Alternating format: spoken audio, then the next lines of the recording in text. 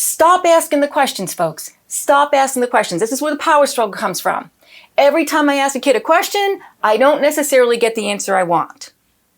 Kid comes in, disrupts the classroom, barges in, whoa, does all kinds of stuff like this or whatever, or walks out, and I say, is that the way you walk in a room?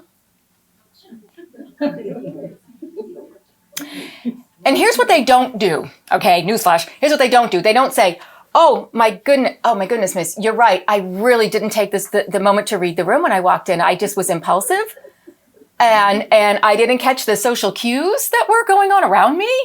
And I didn't ask for clarification to catch up of where I should be, to somebody who thinks they know what they're doing. No, they never say that to me. They just go, oh, okay, yeah, sure.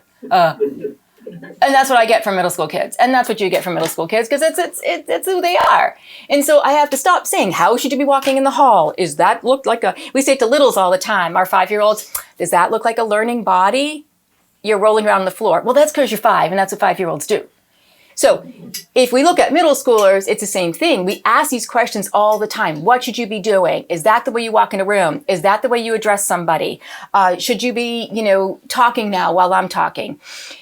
Give yourself just I don't know how to ingrain it because it's so hard to change that way of doing things because I'm always thinking about it. Stop, think, and process. STP everything you do before you respond to a kid.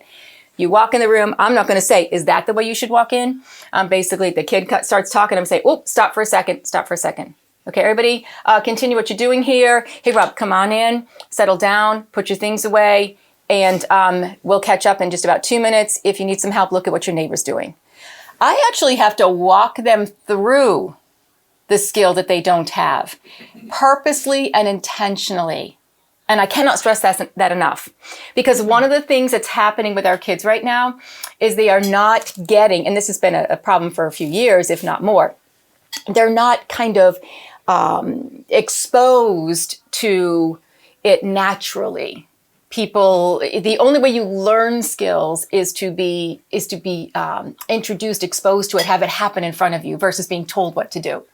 I can give you a lesson on reading the room all day long, but if you're not exposed to it and intentionally, purposely taught how to do it in the moment, I'm not going to get the results I want.